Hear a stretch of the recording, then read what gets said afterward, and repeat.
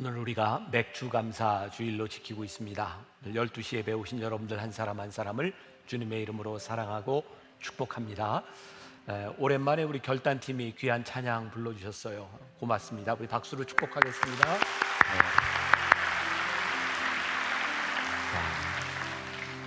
굉장히 날이 덥습니다. 여러분들이 예배를 좀 잘 드릴 수 있는 팁을 하나 알려드리면, 되게 이제 위에 있는 분들이 이렇게 부채질하는 분들이 계신데 아래가 조금 더 시원합니다. 그러니까 더위를 많이 타는 분들은 아래로 오시고, 특히 갱년기 이 아래로 오시는 게 예배 드리는데 훨씬 더 좋습니다. 또 10시 예배는 이제 비좁기 때문에 가능하면 여러분들이, 오늘도 보니까 이 모니터로 이 영상에서 예배 드리는 분이 더 많은 것 같아요. 12시 예배나 2시 반 예배, 또 토요 예배로 오시면 조금 더 잘 또 쾌적하게 예배를 드릴 수 있을 것 같습니다. 오늘 맥주 감사 주일인데 우리 모니터 앞에 있는 분들도 다 같이 우리 감사합시다 한번 이렇게 인사하는데, 말로만 하지 말고 여러분들 표정도 감사합시다 한번 인사합시다. 시작. 감사합시다. 네, 고맙습니다.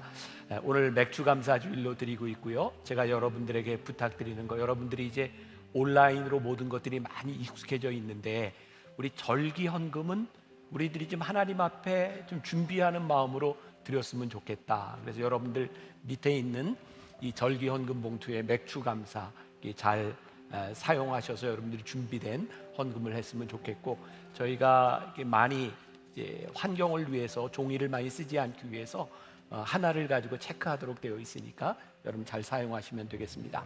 자, 7월 한 달 우리가 목요 찬양 예배를 조금 특별하게 드립니다.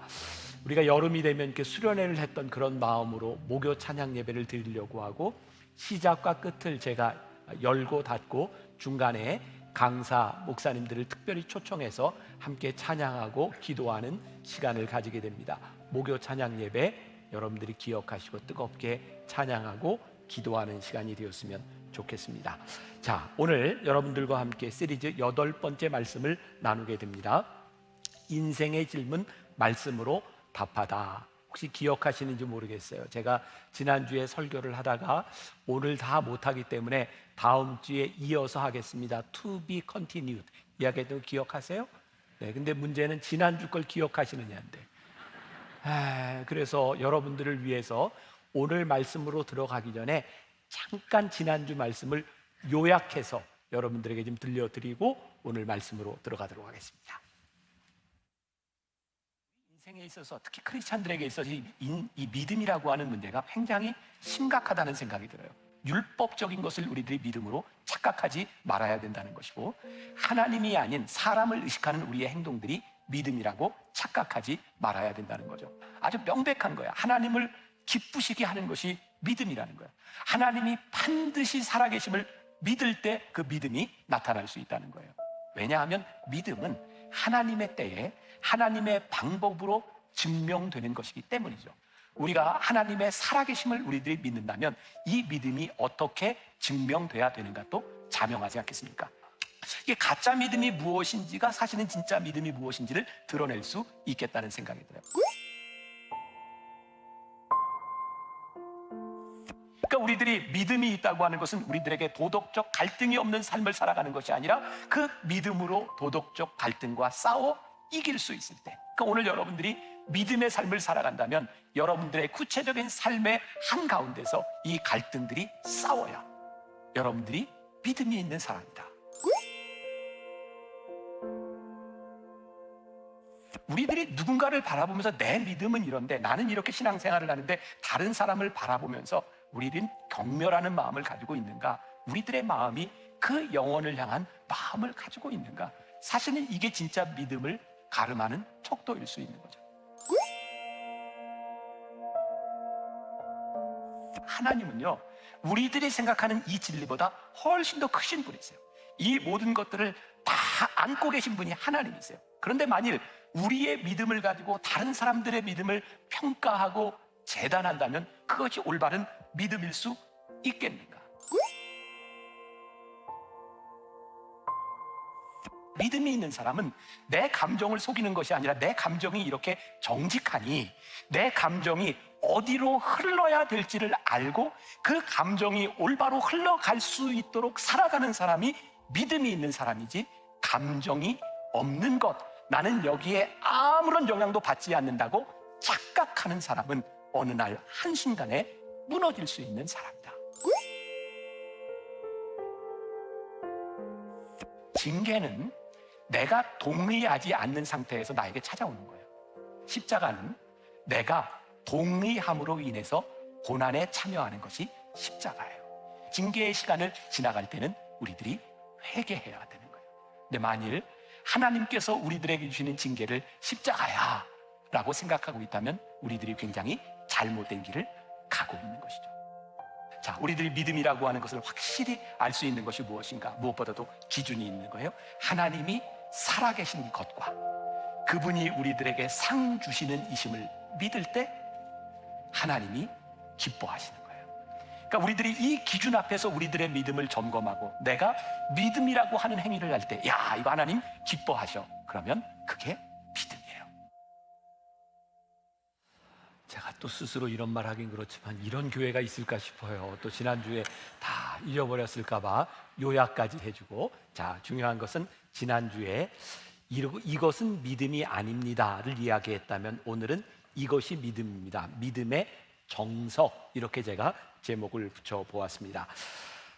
사람들에게 있어서 큰 믿음의 대상, 그런 건 어떤 걸까요? 아마 보통 우리 인간들의 경우에 내가 믿을 만하다라고 보이는 것은 든든하게 뭔가를 보장해 줄 수 있는 것이 아닐까. 그래서 요즘 TV를 보면 가장 많이 하는 광고 가운데 하나가, CF 중에 하나가 뭐냐면 보험 광고인 것 같아요. 이런 보험을 들면 든든합니다, 이렇게 광고를 하는 거죠. 몇 년 전에 조금 논란이 되었던 보험 광고가 있습니다. 기억이 나시는 분이 있는지 모르겠는데 실화를 바탕으로 그 CF를 만들었다 그래요. 어떤 시골의 의사가, 젊은 의사인데 갑자기 죽기 전에 보험을 들어놨는데 그 보험으로 인해서 죽고 난 다음에 가족, 젊은 아내와 아이들이 이렇게 환하게 웃고 있는 모습, 그게 이제 CF로 나왔는데 사람의 마음을 불편하게 했던 건 그 옆에 굉장히 잘생긴 보험 컨설턴트가 함께 있었던 것 때문에 마음을 불편하게 했던 그런 보험 광고 기억하세요? 네, 모르면 관두고요. 네, 그런 보험 광고 있었어요.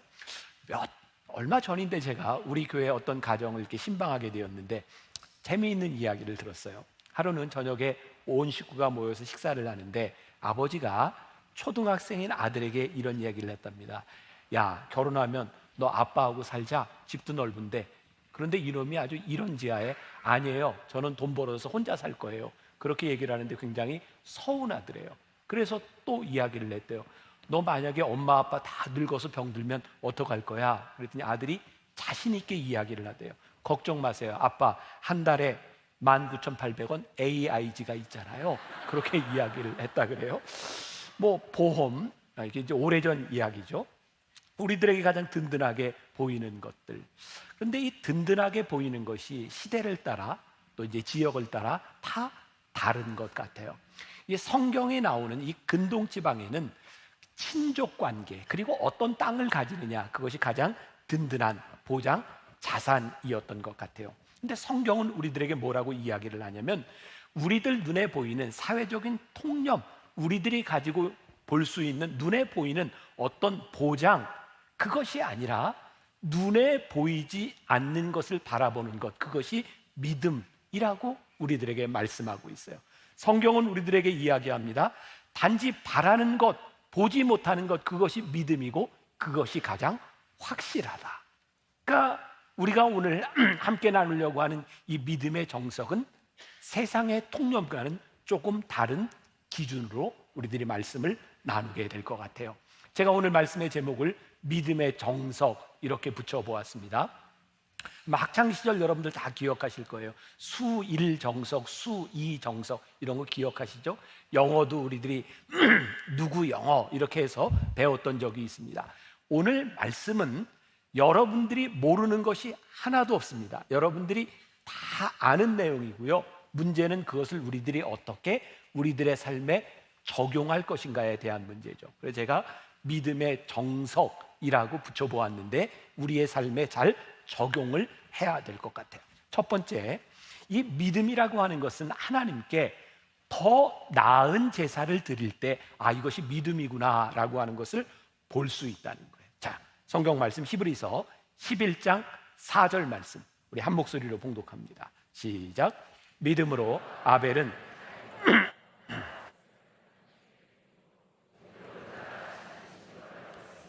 하나님이 그 예물에 대하여 증언하심이라.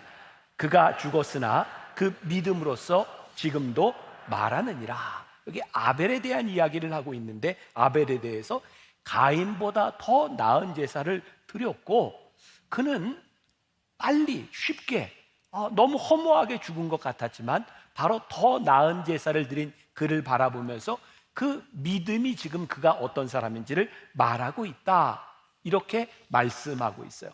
그러면 우리들이 오늘 가져야 될 질문 중에 하나가 더 나은 제사라고 하는 것은 무엇이냐는 거죠. 오늘 우리가 예배를 드리고 있습니다. 구약시대에는 제사라고 표현을 했어요. 더 나은 제사를 드린다고 하는 것은요, 이렇게 많은 사람들이 예배를 드리는 함께 모이는 이 공동체 속에서 나타나는 것이 아니라 아무도 보지 않는 것, 하나님과 우리들 사이의 관계 속에서 더 나은 제사를 드릴 수 있다는 거예요. 믿음을 증명하는 동역자들이 있는 것이 아니라 아무도 나를 알아볼 수 없는 그곳에서 우리들이 더 나은 제사를 드릴 수 있다.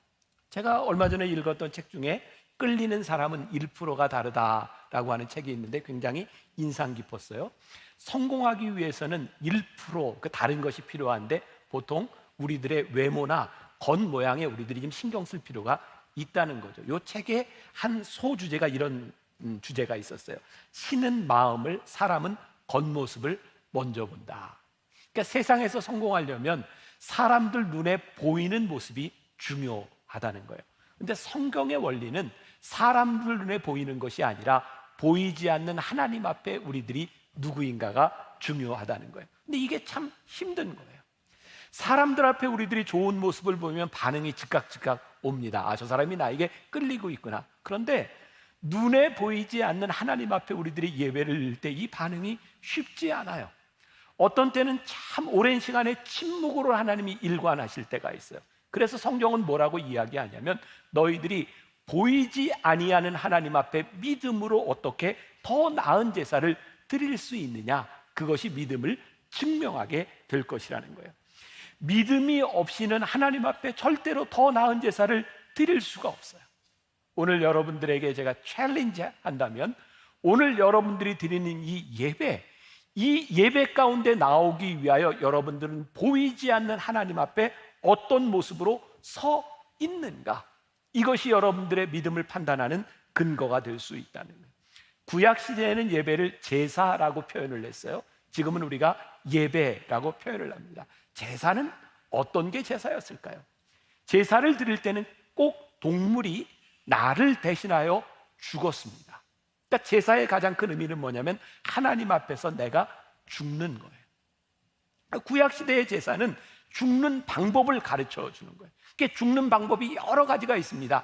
자기 마음대로 하는 것이 아니라 하나님께서 가르쳐 주신 방법대로 죽는 거죠. 그럼 예배 시간에는 우리가 원치 않는 여러 가지 형식들이 있어요. 아니, 시작할 때 왜 일어나라고 해? 왜 사도신경은 같이 외워? 아니, 주기도문은 왜 노래해? 섰다 앉았다, 우리들이 말씀을 듣고 하는 이 많은 과정들 가운데서 우리들이 원하는 대로 예배를 드리는 것이 아니라 우리들이 주어진 의식을 따라 예배를 드려요. 저는 그런 생각을 해요. 우리들이 원하는 대로 드리는 예배가 아니라 우리들이 원하지 않는 그 모습들을 우리 따라가면서 우리들이 죽어가는 거예요. 우리의 생각, 우리들의 욕심들이 죽어가는 것이 예배 가운데 있는 거죠. 오늘 여러분들에게 조금 제가 마음 아픈 이야기를 하자면, 오늘 여러분들이 이 예배를 들으면서 내가 진짜 죽는다라고 하는 마음으로 하나님 앞에 우리들이 어떤 헌신의 마음으로 나아왔는가, 아니면 우리들이 종교 소비주의자가 돼서 내가 원하는 것들만을 찾고 있는가. 예배가, 제사가 내가 죽는 것이라고 이야기를 하는데 우리는 조금 더 우리들이 불편한 것을 참지 못해요. 여러분, 마음이 불편하더라도 들어주세요. 요즘 예배를 드리는데 제일 불편한 게 뭐냐면 주차예요. 뭐가 불편한가? 내가 조금이라도 불편하면 불평을 해요.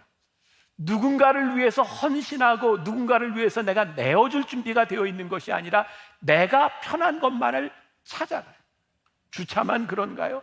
사실 우리들이 예배 시간에 오는 과정부터 예배를 마치고 나가는 과정까지 내가 얼마나 하나님 앞에 헌신했는가, 더 나은 제사를 드리기보다는 내가 더 나은 것을 찾는 우리들의 모습들, 이게 믿음으로 드리는 예배일 수 있는가? 구약 시대에는 소제라는 게 있었어요. 곡식을 빻아서 하나님께 드려요. 참 재미있죠. 그냥 드려도 될 텐데 곡식을 다 갈아서 빻아서 하나님께 드리라는 거예요. 이유는 뭔지 아세요? 제사를 드릴 때 내가 온전히 갈아지는 모습으로 하나님께 드리라는 거예요. 오늘 우리들이 하나님 앞에 더 나은 제사를 드리기 위해서 우리는 얼마나 갈아지고 헌신했는가. 지난주 새가족 애찬을 하는데 저에게 어떤 분이 이런 질문을 냈어요. 목사님은 이렇게 로비에서 교인들이 올 때 이렇게 인사하는 모습을 이렇게 보는데 목사님 이게 늘 하는 거예요? 라고 저에게 물었어요.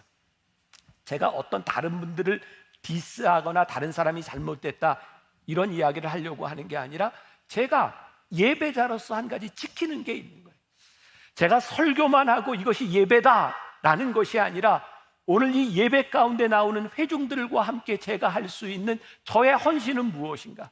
그러니까 제가 예배 시간 전 5분 전, 10분 전, 15분 전, 20분 전 나와서 교인들에게 제가 인사하는 것, 그것을 통해서 저는 제가 헌신의 모습을 가지고 있는, 어떤 때는 제가 저 위에 있는 교인들을 만나지 못하니까 예배 전에 이 위로 올라가서 여러분들과 인사를 나누기도 해요. 우리가 하나님과 좋은 관계, 수직적인 관계로 끝나는 것이 아니라 어떻게 우리들의 수평적인 관계 속에서 우리들의 헌신이 이루어지는가, 이것은 예배 가운데 나아가는 우리들에게 굉장히 중요한 요소인 거죠. 레위기 7장 15절에 보면 화목제에 대한 말씀이 있어요. 같이 한번 봉독합니다. 시작. 감사함으로 드리는 화목제물의 고기는 드리는 그날에 먹을 것이요 조금이라도 이튿날 아침까지 두지 말 것입니다. 이 화목제는 굉장히 특별한데요, 모든 제물들은 이렇게 빻아서 드리고 아니면 다 태워서 드리고 또 제사장에게 드리게 되어 있는데, 이 화목제물은 하나님과 화목하는 이 화목제물은 그 제물을 그날 사람들과 다 나누어 먹으라는 거예요. 그 당시 소를 화목제물로 드릴 때 보통 1300근에서 1500근 정도 나가는 소였다고 하니, 이것을 나누어 먹으려고 하면, 이튿날까지 남기지 않으려고 하면 얼마나 많은 사람들이 모여서 먹어야 됐겠어요. 생각해 보세요. 내가 좋아하는 사람, 우리 편, 나와 함께하는 공동체만 모여서는 절대로 이 제물을 다 먹을 수가 없는 거예요. 나와 원수된 자, 내가 싫어하는 사람, 내가 알지 못하는 그 모든 사람들을 다 초청해서 예배를 드리고 그것을 먹어야 이 제물을 다 먹을 수 있는, 우리가 하나님 앞에 더 나은 제물을 드린다고 하는 이 믿음의 행위는 내가 원하는 것으로 끝나는 것이 아니라 얼마나 하나님 앞에 내가 죽어지고 얼마나 하나님 앞에 내가 빠지고 하나님 앞에 내가 얼마나 헌신할 수 있는가, 이것이 믿음을 증명한다는 거예요. 오늘 여러분들에게 도전하고 싶은 거예요. 오늘 우리는 진짜 믿음이 있는 예배로 하나님 앞에 나왔는가? 두 번째, 하나님을 기쁘시게 하는 것이 믿음이다. 자, 히브리서 11장 5절 말씀을 보겠습니다. 같이 봉독합니다. 시작. 믿음으로 에녹은 죽음을 보지 않고 옮겼으니 하나님이 그를 옮기심으로 다시 보이지 아니하였느니라. 그는 옮겨지기 전에 하나님을 기쁘시게 하는 자라 하는 증거를 받았느니라. 믿음으로 에녹은, 그리고 마지막에 어떻게 돼서 하나님을 기쁘시게 하는 자라 하는 증거를 받았느니라. 자, 에녹에 대해서 성경은 많이 설명하지 않습니다. 창세기 5장 21절 이하에 에녹에 대해서 설명하는데, 그는 65세에 무드셀라를 낳았다. 그리고 300년 동안 하나님과 함께 동행하더니 하나님이 그를 데려가셨다라고 되어 있어요. 하나님과 함께 300년을 동행한 그것으로 말미암아 하나님을 기쁘시게 하는 증거를 얻었다. 자, 오늘 믿음의 정석 두 번째, 우리들이 하나님과 동행하는가. 동행이라고 하는 건 뭘까요? 제 아내가 저한테 늘 불만이 있는 게 뭐냐면 걸을 때 제가 동행하지 않는다는 거예요. 저는 걸으면 이렇게 목적의식이 생겨가지고 그냥 걸어요. 그럼 제 아내가 저 뒤에서 이렇게 따라오면서 누가 봐도 부부다 이렇게 이야기를 해요. 뭐 잘 이해가 또 안 되시나요? 네. 그래서 저한테 늘 걸을 때 같이 걷자, 동행하자. 그래서 동행하려면 어떻게 해요? 내가 보폭을 맞추어야 되는 거예요. 내 마음대로 가지 않는 거예요. 제가 군대에서 훈련을 받을 때 제일 하기 싫었던 훈련 중에 하나가, 아마 남자들은 동의하실 것 같아요. 제식 훈련이라는 게, 제식 훈련. 기억나세요? 앞으로 가, 뒤로 돌아가. 이거를 4주를 훈련을 받았어요. 그리고 걸을 때 보폭만 맞추는 게 아니라 이 손 높이까지 맞춰서 훈련을 받았어요. 근데 지금 가만히 생각해 보니까 진짜 군대를 이룬다고 하는 것이 이게 함께 맞추는 게 참 중요한 일이었구나. 굉장히 힘들었어요. 우리가 하나님과 동행한다고 하는 것은 그냥 되어지는 게 아니죠. 우리들의 신앙의 훈련, 하나님을 우리들이 알아가는 것, 어떻게 하나님과 함께 이 길을 갈 수 있는가. 요즘 말로 이야기한다면 코드를 맞추는 거예요. 뭐 컬처 코드라고 하는 그런 책도 있었죠. 이 시대를 살아가는데 우리들이 어떻게 문화 코드를 맞추느냐, 문화를 이해하느냐가 살아가는 지혜라는 거예요. 우리의 믿음 생활 가운데서 우리들이 하나님과 동행한다고 하는 하나님과 코드를 맞추고 우리들이 가고 있는가? 이건 믿음에 대한 굉장히 중요한 질문인 거죠. 제가 여러분들을 진단할 수 있는 몇 가지를 이야기를 합니다. 첫 번째, 우리들 속에 거룩해지고자 하는 욕구가 있는가? 그렇다면 우리는 하나님과 코드가 맞는 사람이에요. 이 세상을 살아가며 하나님과 함께 동행한다는 아주 명백한 증거 가운데 하나는 거룩에 대한 의지가 우리들에게 있는가? 두 번째, 하나님의 영광에 대한 갈망이 있는가? 우리들의 삶에 아주 명백하게 이 일을 통하여, 나의 삶을 통하여 이렇게 살면 야, 하나님이 영광을 받으셔. 그런 하나님의 영광에 대한 갈망이 우리들에게 있다면 우리들은 믿음이 있는 사람. 세 번째, 스스로 십자가를 지려는 마음이 있는가? 우리들이 믿음이 있다면 우리들에게 주어진 십자가를 지려고 하는 마음이 필연적으로 들어야 되는 거죠. 네 번째, 여러분에게 하나님의 관점에서 판단하려고 하는 의도가 있는가? 굉장히 중요한 거예요. 지금 여러분들에게 일어나고 있는 그 어떤 일, 여러분들 앞에 놓여진 그 어떤 일, 예배를 드리고 있는 여러분들이 지금의 이 행위, 이 모든 것들 가운데서 하나님의 관점으로 판단하려고 하는 의도가 있는가? 그렇다면 우리는 믿음이 있는 사람이죠. 만일 우리들에게 이 욕구가 없다면 우리들은 믿음이 없다는 거예요. 다섯 번째, 의로운 삶에 대한 욕구가 있는가? 하나님과 동일한 코드를 우리들이 가지고 있다면 거룩할 뿐만 아니라 옳은 것과 불의한 일 사이에서 옳은 일을 선택하려고 하는 의지가 우리들에게 있을 때 비로소 우리는 믿음이 있는 사람이라고 말할 수 있는 거예요. 오늘 우리들이 예배를 드리는 이 행위에 있는 것이 아니라 오늘 우리가 이 예배 가운데서 하나님과 동행하고 있는가를 보아야 되는 거죠. 세 번째 믿음의 정석, 하나님을 경외하였다. 자, 히브리서 11장 7절 말씀 우리 같이 봉독합니다. 시작. 믿음으로 노아는 아직 보이지 않는 일에 경고하심을 받아 경외함으로 방주를 준비하여 그 집을 구원하였으니 이로 말미암아 세상을 정죄하고 믿음을 따르는 의의 상속자가 되었느니라. 이 긴 절을 딱 한마디로 정의할 수 있죠. 믿음으로 노아는 하나님을 경외함으로 의의 상속자가 되었다. 자, 경외한다는 게 뭐예요? 존경하고 두려워하는 마음을 가지는 거예요. 노아는 하나님을 존중했을 뿐만 아니라 하나님께 대한 두려운 마음을 가지고 있었기 때문에 그는 의로운 상속자가 되었다고 말씀하고 있어요. 자, 노아의 시대를 창세기 6장 6절이 이렇게 설명하고 있어요. 땅 위에 사람 지으셨음을 한탄하사 마음에 근심하시고. 이 노아의 시대가 얼마나 죄를 많이 지었는지 하나님께서 이 땅을 지으신 것을 보시고 한탄하시고 근심하시고 후회했다는 거예요.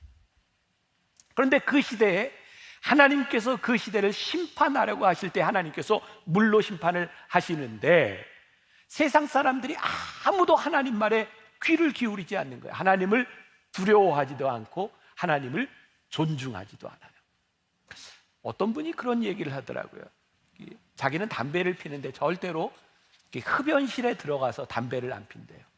왜냐하면 진짜 기분 나쁜 게 젊은 것들이 맞담배를 하는 게 그게 그렇게 기분 나빠서 흡연실에 안 들어간대.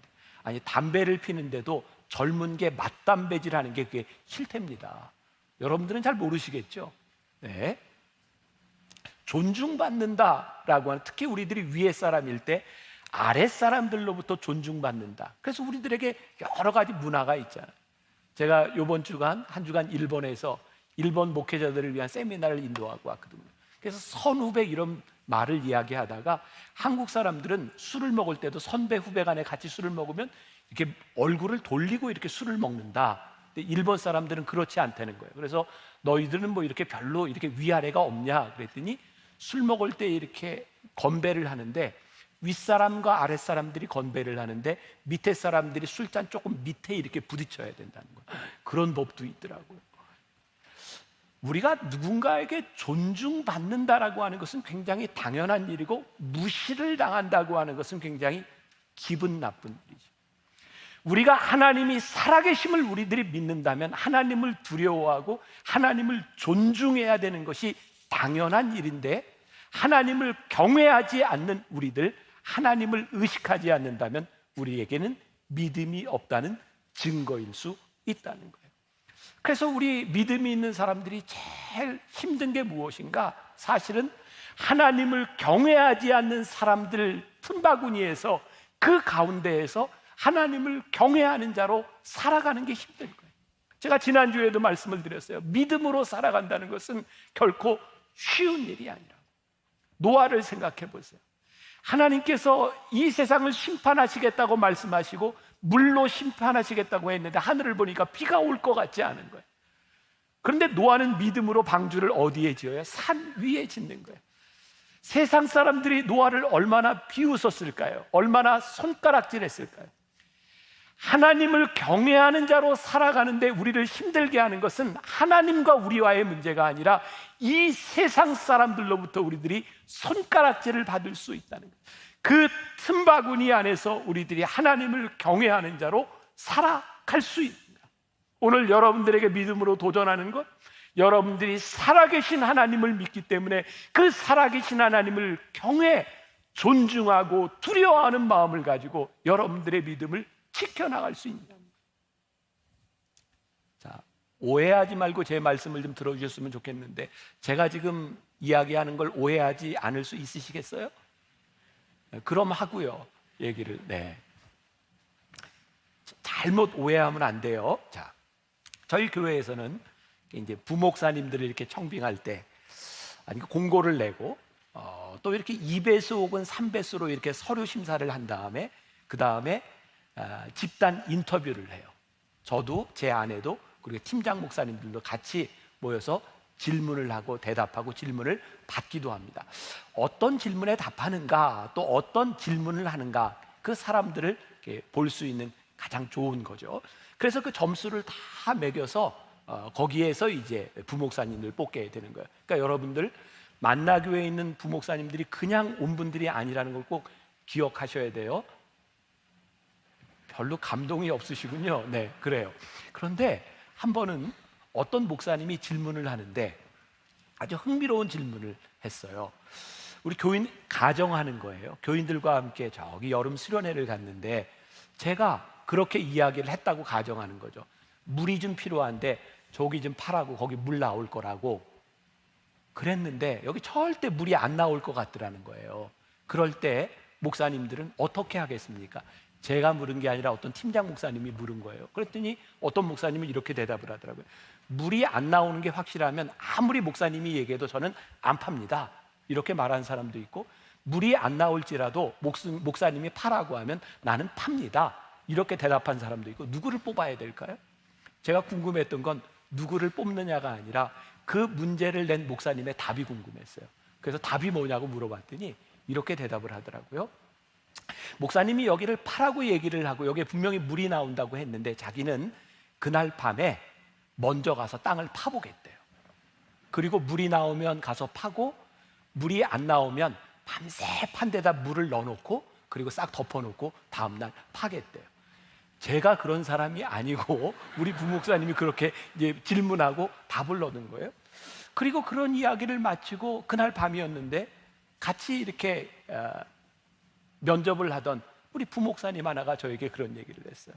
목사님, 제가 목사님께 꼭 드릴 말씀이 있는데, 제가 목사님과 함께 여기서 사역을 하는 동안 다른 사람의 눈치를 보지 않고 제가 참 좋은 목사가 돼서 목사님과 순종하고 이 목회를 하고 싶습니다는 이야기를 했어요. 자, 제가 왜 오해하지 말라고 이야기를 하냐면, 저는 우리 목회자들에게 무조건적으로 제 말을 따르라 절대 그렇게 가르치지 않습니다. 우리들이 목회자가 해야 될 것은 저를 두려워하는 것이 아니라 하나님을 두려워해야 되고, 하나님 앞에서 무엇이 옳은지를 판단해야 된다는 거예요. 그런데 그때 그 이야기를 들었을 때 제 마음이 참 많이 기뻤어요. 불완전한 저도 그 말을 듣고 굉장히 기쁘다라고 생각을 했는데, 하나님께서 믿음으로 하나님을 기쁘시게 한다고 하는 것, 믿음이 있다고 하는 것이 하나님을 기쁘게 한다고 하는 것이 이런 말이겠구나. 하나님께서 노아를 보시면서 얼마나 기뻐하셨을까? 왜냐하면 세상 사람들이 하나님을 경외하지 않는 그 세상 가운데서 하나님께서 하시는 그 말씀에 순종하여 하나님이 하시는 일을 존중하고 두려워함으로 인하여 그가 방주를 지었을 때 하나님이 그를 보시면서 참 기뻐하셨겠구나. 그리고 히브리서 11장 6절의 믿음에 대해서 이렇게 정의를 하는 거죠. 지난주에 우리들이 함께 나눴던 말씀이에요. 같이 봅니다. 시작. 믿음이 없이는 하나님을 기쁘시게 하지 못하나니 하나님께 나아가는 자는 반드시 그가 계신 것과 또한 그가 자기를 찾는 자들에게 상 주시는 이심을 믿어야 할지니라. 오늘 아침에 제 아내하고 둘이 식사를 하면서 그런 이야기를 했어요. 진짜 우리들에게 믿음이 있는가? 우리 목회자들에게 이 믿음이 있는가? 우리 사모들에게 이 믿음이 있는가? 오늘 예배를 드리는 우리 성도들에게 이 믿음이 있는가? 믿음이 없이는 하나님을 기쁘시게 하지 못한다고 했는데, 우리들이 진짜 이 믿음을 가지고 하나님 앞에 나아왔는가? 하나님께 나아가는 자는 반드시 그가 계신 것과 그가 자기를 찾는 이들에게 상 주시는 이심을 믿어야 할지니라고 말씀하셨는데, 우리들에게 상 주시는 이심을 믿지 못한다면 우리들이 어떻게 이 세상 한가운데서 믿음의 삶을 살아갈 수 있겠는가? 믿음이 없이는 하나님을 기쁘시게 하지 못한다. 이 말씀이 우리들에게 얼마나 중요한지 몰라요. 마지막 믿음의 정석, 네 번째, 하나님의 말씀에 순종하는 것. 이것이 어떤 의미인가? 자, 히브리서 11장 8절 말씀을 봅니다. 같이 봅니다. 시작. 믿음으로 아브라함은 부르심을 받았을 때 순종하여 장래 유업으로 받을 땅에 나아갈새 갈 바를 알지 못하고 나아갔으며. 여기에 아브라함에 대해서도 간단하게 요약이 될 수 있어요. 그는 순종하여 갈 바를 알지 못하고 나아갔다. 그런데 이것을 뭐라고 해요? 이게 믿음이다라고 이야기를 하는 거예요. 여러분, 우리들이 신앙생활을 하면서 순종이라고 하는 말도 종종 들어요. 또 우리들이 복종이라는 말도 들어요. 또 항복이라는 말도 들어요. 우리들은 하나님 앞에 순종하는가, 아니면 복종하고 있는가, 항복하고 있는가? 믿음이 다 같지는 않다는 생각이 들어요. 하나님의 마음을 아프게 하는 믿음도 있고 하나님의 마음을 기쁘게 하는 믿음도 있는 것 같아요. 우리들이 믿음으로 순종할 때 하나님이 기쁘신데, 우리들이 복종하고 항복하는 믿음을 가지고 있으면 하나님의 마음이 아프신 거예요. 제가 가끔 그런 표현 쓰죠. 좋은 말 할 때 들으라고. 좋은 말 할 때 안 들으면 어떤 말이 나오죠? 나쁜 말이 나와요. 좋은 말 할 때 안 들으면 때로 어떤 일이 일어나죠? 맞아요. 우리가 믿음으로 살아가는데 순종하며 하나님을 기쁘시게 할 수도 있는데 순종하지 못하고 우리들이 항복하고 올 때가 있어. 야, 이거 내가 도저히 이 상태로는 안 되겠다. 하나님 앞에 손을 들고 나오는 믿음도 믿음인데 하나님의 마음이 아프실 수 있다. 오늘 제가 오해하지 말라는 얘기를 몇 번 하는데 제가 지금부터 하는 얘기도 오해하지 않고 들으실 수 있죠? 네, 그럼 제가 하고요. 오해할 것 같으면 안 하고요. 네, 오해하지 말고. 자, 제가 고등학교 때 성적표를 이렇게 몰래 감춰놨다가 저희 아버님한테 들켜서 혼난 적이 있어요. 저는 어렸을 때부터 저희 아버지가 너는 이제 목사가 되라, 신학교에 가라 그랬었기 때문에 신학교를 가는 것에 대한 별로 큰 부담이 없었어요. 제가 나온 신학교가 감리교 신학대학인데 여러분 혹시 아세요? 제가 나온 신학대학이 삼류대학인 거? 잘 모르세요? 신학대학은 그렇게 좋은 대학이 아닙니다. 이게 커트라인으로 이렇게 학교가 정해지니까 전 그렇게 좋은 대학을 나온 사람이 아니에요. 신학교를 가려고 마음을 먹으니까 이게 별로 이렇게 부담도 없었던 것 같고, 그리고 제가 공부를 안 하고 있다 성적표를 아버지께 이제 들킨 거죠. 아버지가 그 성적표를 가지고 저를 혼내셨어요. 너 신학교 간다고 이렇게 공부 안 하니? 너 이성적으로는 절대 신학교 못 보내. 너는 이성적으로 신학교 갈 생각하지 마. 그 가운데 뭐 여러 가지 이제 우여곡절이 있었지만 제가 고3 때 이제 열심히 공부를 했고요. 그 당시에는 이제 학력고사를 보면 그 성적으로 학교를 갈 때예요. 점수가 괜찮게 나왔어요. 제가 좋은 대학 갈 만한 성적이 나왔어요. 담임 선생님하고 면담을 했어요. 어느 대학 갈 거야? 저 감리교 신학대학 갈 겁니다. 그랬더니 물으시더라고요. 왜 거길 가는데? 저 갈 겁니다. 그랬더니 저에게 이렇게 얘기를 하십니다. 너 가서 그럼 1등 해라. 제가 그래서 1등 하려고 감리교 신학대학 갔는데 가보니까 저보다 성적 좋은 학생들이 친구가 한 10명쯤 됐던 것 같아요. 제가 여러분들에게 무엇을 이야기하고 싶은가? 저희 아버님이 하셨던 말씀이에요. 너 이성적 가지고는 안 보내. 우리들은 종종 그런 이야기 하지 않나요? 야, 이거 하다 이거 정말 하나님이 이렇게 때리시는 걸 보니까 내가 목사가 돼야 될까 봐. 아이고 이게 선교사로 가야 될까 봐. 또 자식들도 아이고 너 그렇게 안 되면 신학교나 가라. 이렇게 이야기할 수 있는데 제가 오해하지 말라고 하는 것은 우리의 사역이, 우리의 믿음이, 우리의 삶이 성적으로 정해지는 것은 아닙니다. 그러나 우리들이 하나님 앞에 순종하며 하나님 앞에 쓰임받을 수 있는 것은 하나님을 기쁘시게 하는 믿음, 기쁘시게 하는 순종, 우리의 헌신을 통해서 하나님을 기쁘시게 할 수 있는 것이지, 우리들이 항복하고 복종하며 그렇게 밀려가다가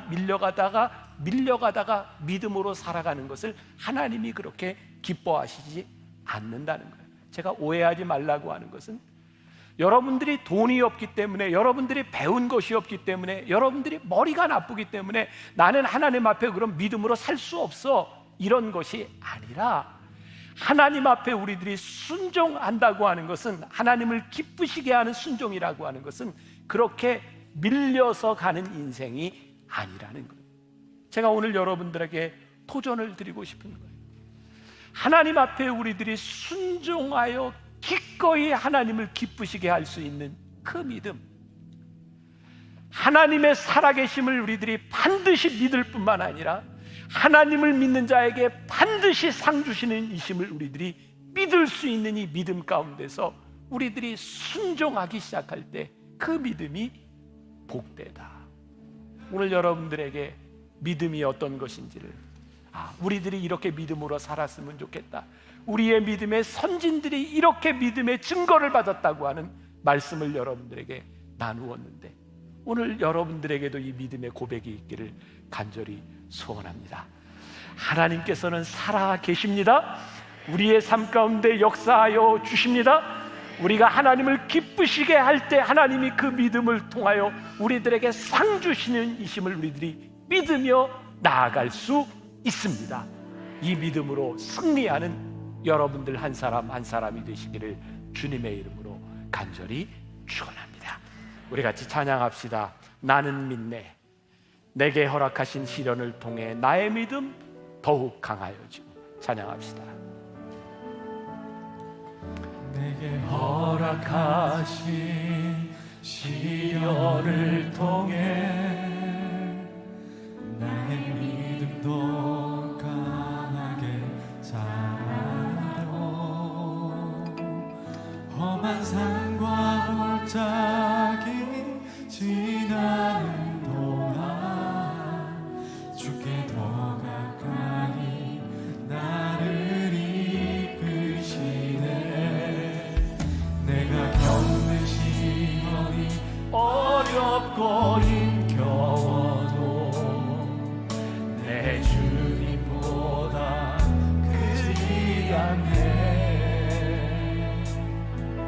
내 앞에 바다가 갈라지지 않으며 주가 나로 바다를 함께하니 나는 믿네. 주의 능력으로 내 삶 새롭게 되니 나는 믿네. 주의 능력으로 담대히 나가리라. 주와 함께 싸워 승리하리라. 날마다 믿음으로 살아가리. 내게 허락하신 내게 허락하신 시련을 통해 나의 믿음도 강하게 자라나고 험한 산과 골짜기 지나는 동안 주께 더 가까이 나를 이끄시네. 내가 겪는 시련이 어렵고 힘겨워도 내 주님보다 크지 않네.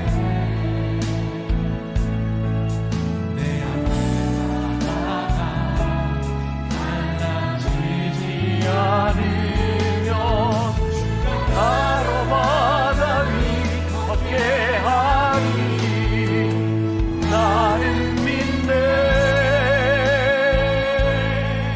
주의 능력으로 내 삶 새롭게 되니 나는 믿네. 주의 능력으로 담대히 나가리라.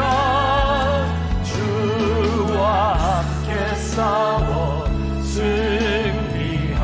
승리하리라. 날마다 믿음으로 나 살아가리. 나는 믿네.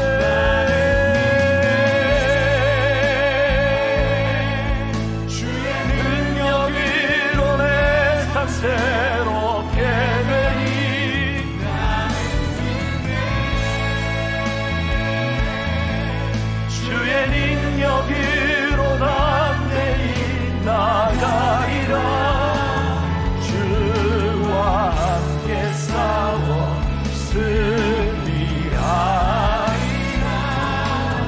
날마다 믿음으로 나 살아가리. 나는 믿네. 나는 믿네. 오늘 우리의 믿음을 점검하며 하나님 앞에 나아갑니다. 하나님의 살아계심을 믿는 자 믿음으로 살아갑니다. 반드시 우리들에게 상 주심을 믿는 자 믿음으로 살아갑니다. 이 세상 한가운데서 우리 이 믿음 붙들고 하나님 살아계심 붙들고 믿음으로 승리하는 주의 백성들이 되게 하여 주옵소서. 지금은 우리 주 예수 그리스도의 은혜와 하나님 아버지의 무한하신 사랑과 성령의 인도하심이 나는 믿네 믿음을 고백하며 담대히 세상으로 나가는 당신의 사랑하는 모든 백성들을 위해 지금부터 영원까지 함께 하시기를 간절히 축원하옵나이다. 아멘.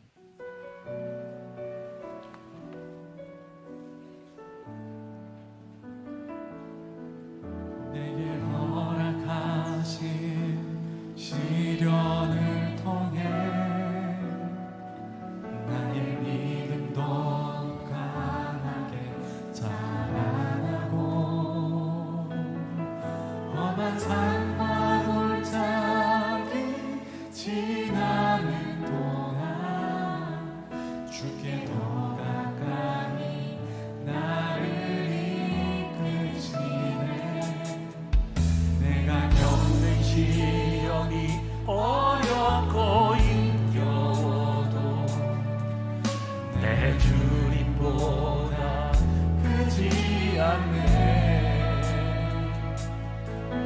내 앞에 바다가 달라지지